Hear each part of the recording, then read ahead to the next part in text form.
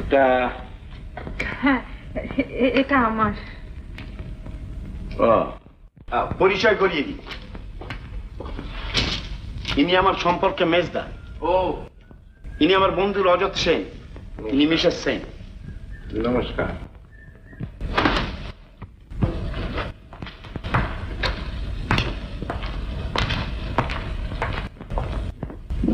Mrs সেন্টেন বলা আমার পোষাবে না ভাই, তোমার নামটা বলো।